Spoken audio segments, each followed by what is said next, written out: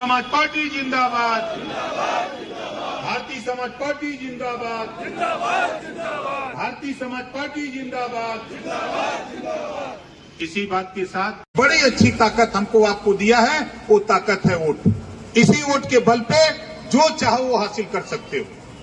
हमने वोट को थोड़ा संगठित किया पूर्वांचल में। देश की सत्ता की पार्टी भारतीय जनता पार्टी ने बुलाकर भारतीय समाज पार्टी से समझौता किया 2017 में। हमने आपके अधिकार को लेकर के सामाजिक न्याय समिति की रिपोर्ट लागू करने के लिए विवाद हुआ। लोग मंत्री बनने के लिए परेशान रहते हैं, लेकिन ओम प्रकाश राजभर ने मंत्री पद से इस्तीफा देकर के चला गया। किसके लिए? आपको एहसास करने के लिए।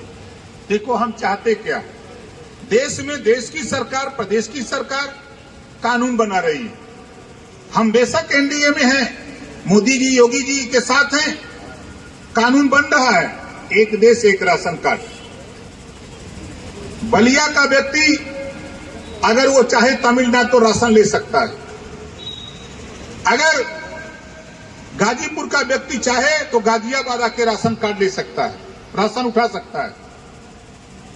एक कानून बन गया। एक देश एक चुनाव कानून बनाने की तैयारी हो रही है और आप लोग बैठे हो।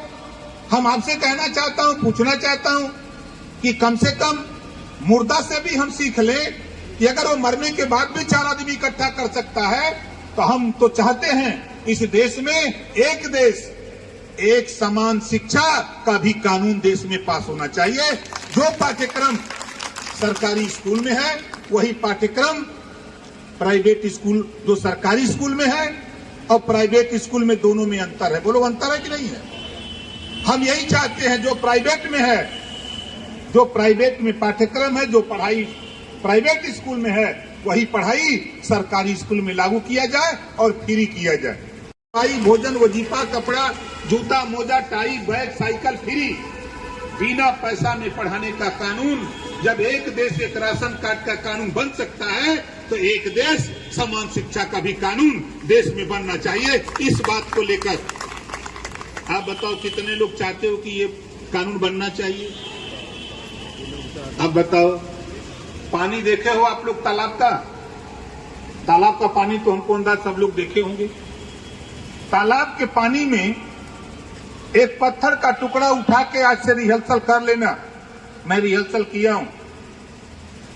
तालाब के किसी पानी में एक पत्थर का टुकड़ा उठा के उसमें फेंक देना। जब पत्थर का टुकड़ा पानी में गिरेगा एक तरंग उठेगी और वो तरंग तब तक नहीं खत्म होगी जब तक किनारे नहीं लग जाएगी। अध्ययन करिएगा। वही चीज हम आपसे कह रहा हूं कि मुर्दा से सीख लीजिए। आप जिंदा हो, अकेले नहीं, 4 आदमी को पकड़ो, 4 आदमी को समझाओ कि हम शिक्षा एक समान करने के लिए हम आपसे दोस्ती करना चाहते हैं। आओ हम लोग मिलकर के इस आवाज को बुलंद करें, ये आवाज लखनऊ और दिल्ली पहुंचाया जाए। बोलो ये काम सही है कि गलत है? कितने लोगों को सही है? जरा हाथ उठाओ। लड़ाई हमारी आपकी हम सबकी है। यहाँ ना कोई हिंदू है, ना कोई मुसलमान है, ना कोई सिख है, ना ईसाई है, ना कोई जैन है। ये लड़ाई तो सबकी है ना। हम ये चीज चाहते हैं। दूसरी चीज हम क्या चाहते हैं? आप देखो देश में हम विधायक हैं गाजीपुर जहुराबाद से और 6.5 साल के अंदर गरीबों के इलाज ऑपरेशन के लिए 17 करोड़ रुपया मैंने दे दिया। 17 करोड़ रुपया। किसी को 5 लाख, 8 लाख, 10 लाख, 12 लाख, 15 लाख रुपया, जिस तरह का जिसका ऑपरेशन इलाज कराना था हमने दे दिया। वो कहां से दिया? विवेकाधीन कोष है मुख्यमंत्री के पास।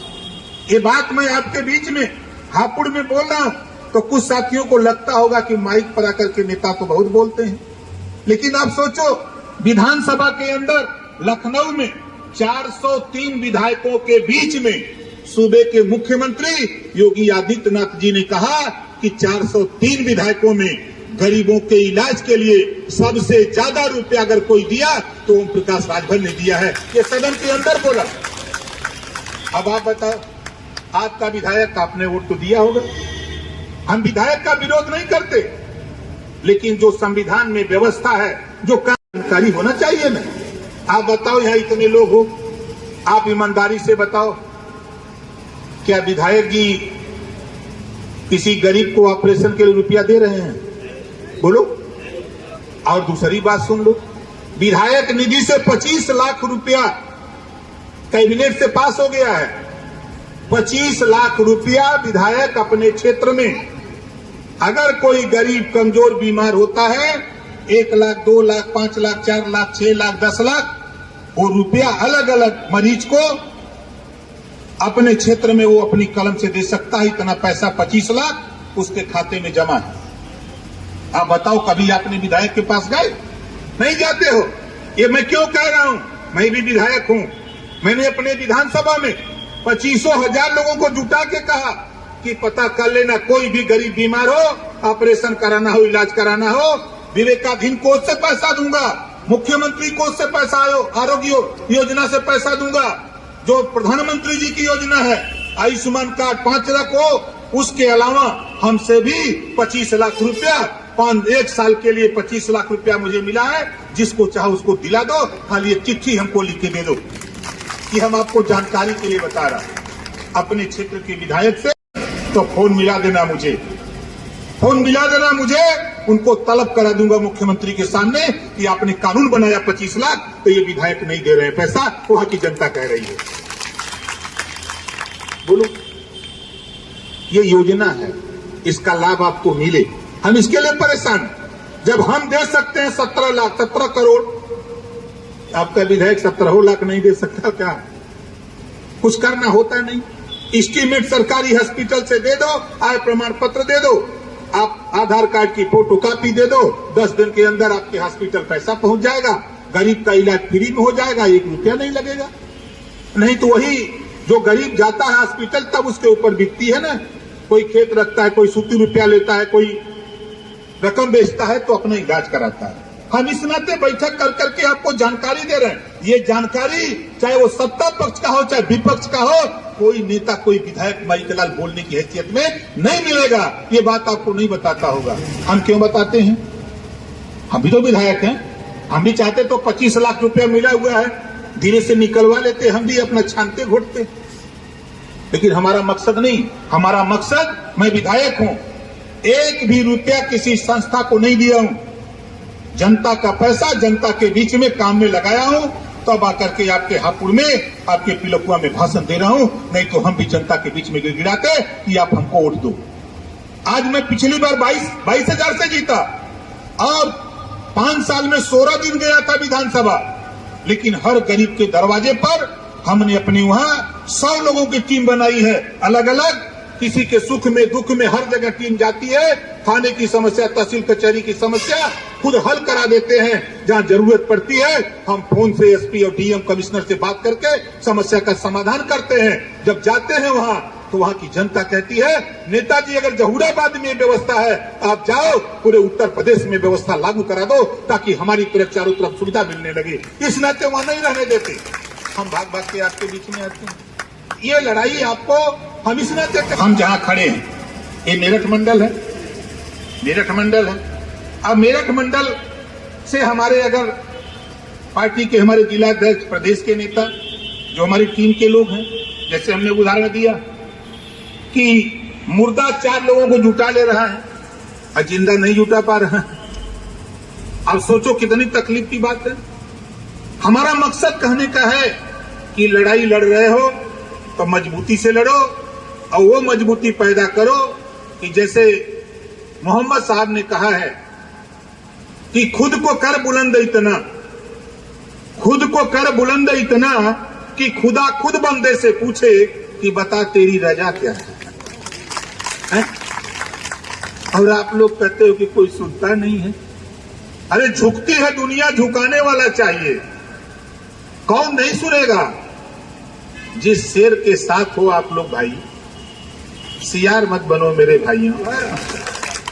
जब टीवी में आता है, सोशल मीडिया पे बोलता है, तब बोलो आपको ऊर्जा मिलती है कि नहीं मिलती है? कितने लोगों को मिलती है? सबको मिलती है। तो ये लड़ाई जब है साथी, ये लड़ाई देखिए, अभी उर्वशी जी बोल रहे 33% रिजर्वेशन, हम आपको जानकारी देंगे यार। 33% रिजर्वेशन महिलाओं के लिए कानून बन गया। महिलाओं के लिए कानून बन गया कि अब जिस तरह पंचायत चुनाव में सीटें आरक्षित होंगी, उसी तरह महिलाओं के लिए भी 100 एमएलए की सीट में 33 महिला लड़ेंगी। 100 में 33। अब आप सोच लो, हम आपसे अपील करते हैं, निवेदन करते हैं कि जो हमारी आपकी बहन बेटियां पढ़ लिख रही हैं, उनको राजनीति में ले आओ, उनसे भी भाषण सिखाओ, मंच पे माइक पे बुलवाओ, ताकि सदन के अंदर वो जाए तो अपनी लड़ाई खुद लड़ सके, ताकि कोई जुर्म जाति अत्याचार का मुकाबला करना हो तो सदन में खड़ा होकर के अपनी बात कह सके। देखो, आज के तारीख में राजनीति में 33% आरक्षण हो गया। अभी बाकी है थोड़ी लड़ाई। उर्वशी जी और सुमन जी, अभी लड़ाई बाकी है। हमारी कोशिश हो रही है कि जिस तरह आप तो उर्वशी जी गई, लाखों लोग बलिया में, चाहे वो महिला आरक्षण के सवाल पे हो, चाहे शराबबंदी के सवाल पे हो, चाहे महिलाओं के जुर्म जाति अत्याचार के खिलाफ लड़ाई लड़ने का हो, चाहे वो बलिया हो, चाहे गाजीपुर हो, आजमगढ़ हो, मऊ हो, आपके बनारस हो, आजमगढ़ हो, चाहे आपके गोरखपुर, महाराजगंज, कुशीनगर, देवरिया, बस्ती, संत कबीरनगर, सिद्धार्थनगर, प्रतापगढ़ हो, उधर के इलाके में 25-25, 30-30, 50-50 हजार खाली अकेले महिलाएं जुट करके आंदोलन किया तो 33% आरक्षण की हनक दिल्ली तक पहुंच गई कि महिलाओं की आधी आबादी है, इनको भी आरक्षण का व्यवस्था होना चाहिए। आगे क्या चाहते हैं? नौकरियों में आरक्षण। हम चाहते हैं कि हमारी बहन बेटियां जो पढ़ रही, उनको हम चाहते हैं दरोगा बने, सीओ बने, एसपी बने, तहसीलदार बने, एसडीएम बने, डीएम बने, कमिश्नर बने। जब हमारी बहन बेटियां एसपी बन करके वर्दी पहन करके गाड़ी से निकलना शुरू कर देंगी तो मां बहनों के ऊपर जुर्म जाति अत्याचार करने वाले लोग घरों में घुस जाएंगे, फिर बाहर दिखाई नहीं देंगे। ये कानून हम देश में पास कराना चाहते हैं। नहीं सही रहेगा? सही रहेगा। उर्वशी जी ने कहा गुनगुनाओ, गाना आए या ना आए। एक फिल्म में हमने सुना है, गाना आए या ना आए, गाना गाना चाहिए। कोई हीरो ने गाया है भाई, अब जो हो अभी ज्यादा माहिर हैं। हमारा इसका अर्थ क्या है? आप कुछ गुनगुनाओ, अपनी बात कुछ बोलो। आज आप देखो, देश में भारतीय जनता पार्टी भी चाहती है कि मुसलमानों का वोट मिले।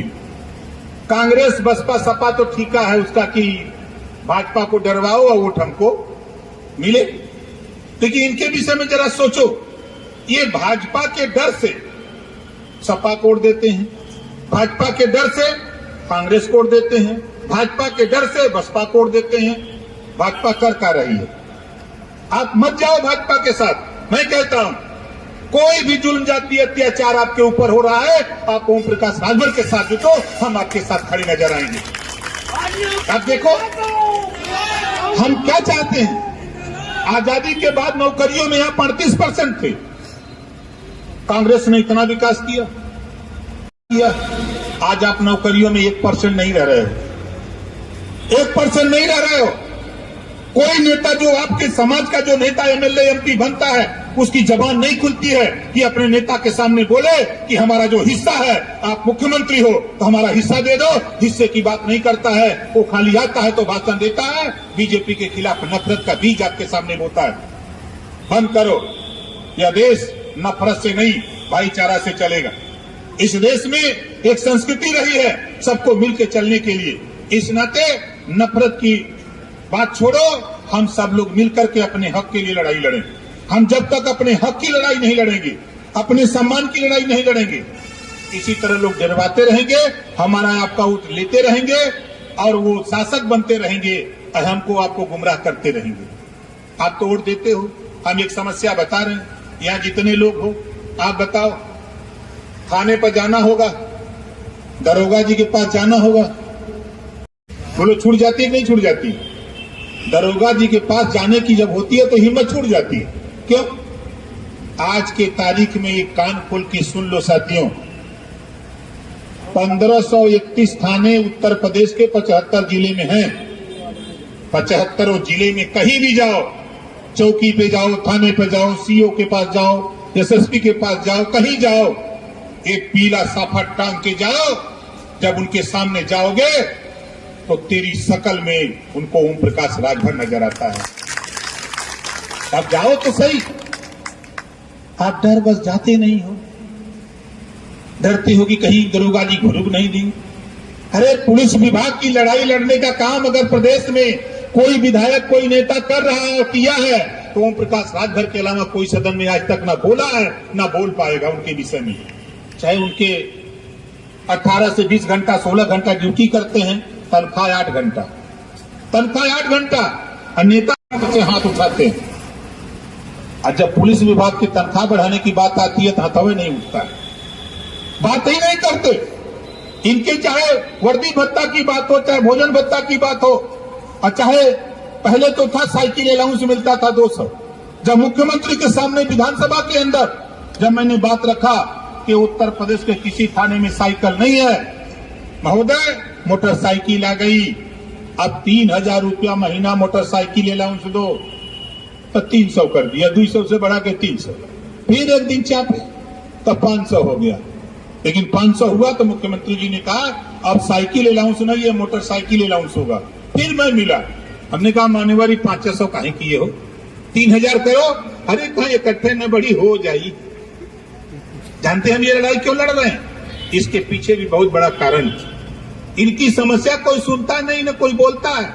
ओम प्रकाश राजभर के अलावा कोई माइक लाल पैदा नहीं है। विधानसभा के अंदर हो, चाहे बाहर हो, चाहे मंच पे हो, चाहे सड़क पे हो, चाहे प्रेस के सामने हो, कोई बोलता नहीं है। इस नाते हम आपको आगाह करते हैं कि आप अपनी समस्या को लेके आप बेहिचक यहाँ जितने लोग आए, आप मेरठ मंडल से जो भी हमारे नेता आए हो, हम आपसे कहूंगा पैंट शर्ट पहनते हो, हम कहते हैं कि पैंट शर्ट पहन करके जरा एक टेस्ट लेना। एक व्यक्ति पैंट शर्ट कानपुर देहात में किया। जहां भी मैं जाता हूं तो इनका समाज बड़ी संख्या में है, 2-2 हजार, 3-3 हजार, 4-4 हजार के गांव हैं, अब कोई जनबे नहीं करता है। हम जहां खड़े हैं इस मंडल में बताओ कश्यप का वोट है कि नहीं? बोलो, जोर से बोलो। है? कोई पार्टी नहीं मानती, कोई पार्टी नहीं मानती। प्रजापति पाल का वोट है कि नहीं? लेकिन कोई नहीं मानता। इस नाते नहीं मानता कि जब हम आपकी ताकत को उजागर करना चाहते हैं तो हमारे नेता लोग सो जाते हैं। आज यहीं इसी पिलकुआ में अगर 4000 नाई, गोड़, पाल, प्रजापति, बिंद, केवट, मल्ला, बंजारा, अर्कबंसी, दुल्हा, दुनिया, सारी, साई, दर्जी, फकीर सब लोग मिलकर के, गुजर, जाट, जाटो, अगर सब लोग मिलकर के यहाँ अगर 4000-5000 जुटे होते, आज बताओ पूरे पिलकुआ में हलचल होता कि नहीं होता? बोलो। लोग पूछते कि भाई ये कौन लोग हैं, क्या बात है, क्यों घूम रहे हैं, कहाँ जा रहे हैं, ये किसकी रैली है? इस बात की चर्चा होती। और आज हम तो 50 रहते हैं तब वो समझाते हैं, 50,000 रहते हैं, 1 लाख रहते हैं, 2 लाख रहते हैं, तब वो समझाते हैं, और वही बात समझाते हैं जो आज आपको समझा रहा। तो बताओ हमारी बात से कितने लोग सहमत हो? जरा हाथ उठाओ, सहमत हो ना? तो देखो आज से आप एक काम करो, हमारे प्रदेश अध्यक्ष हैं पश्चिमांचल के पवन कश्यप जी, मैं इनसे भी कहा हूं कि भाई देखो थोड़ी मेहनत करो, समाज की लड़ाई लड़ना है तो घर खेत बाड़ी करते हुए जो समय मिले थोड़ा गांवों में समाज के बीच में जाओ। जो हमारे जिला अध्यक्ष हैं, हम अपने जिला अध्यक्षों से भी कहूंगा, मंडल अध्यक्षों से भी कहता हूं, प्रदेश के नेताओं से भी कहता हूं कि कुछ करो। नेता देखो वही बन सकता है जब तक उसके पीछे 100 आदमी उसका जिंदाबाद बोलने के लिए तैयार नहीं होंगे, वो कभी जीवन में नेता नहीं बन सकता। ये नोट कर लेना। उसके लिए आप अपनी टीम तैयार करो, और आने वाला दिन आप देख लो, कांग्रेस पिटी हुई पार्टी है। बोलो, कांग्रेस का शासन यूपी में आ सकता है? का नहीं आ सकता। बसपा पिट गई कि नहीं पिट गई? पिट गई। बसपा के पास 1 MLA है, कांग्रेस के पास 2 MLA हैं, हमारे पास 6 MLA हैं, हम लोगों की पार्टी के पास 6 MLA हैं। उन दोनों से बड़ी पार्टी है ना हम। अब आगे देखो, समाजवादी पार्टी पिट रही है, हमने साथ छोड़ा है लोकसभा के चुनाव के बाद हम आपसे मिलेंगे और बताऊंगा कि देखो समाजवादी पार्टी कहां खड़ी हो गई। पिट जाएगी इसी 24 के चुनाव में, उसके बाद बचेगा